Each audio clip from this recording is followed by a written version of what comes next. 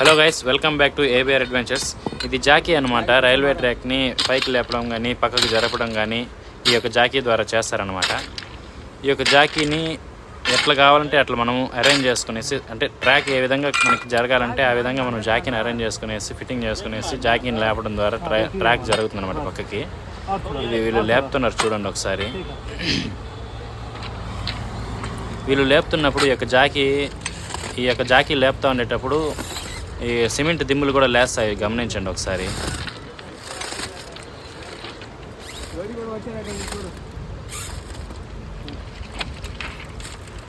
ఇక్కడ సిమెంట్ దిమ్ములు కూడా లేస్తాయి.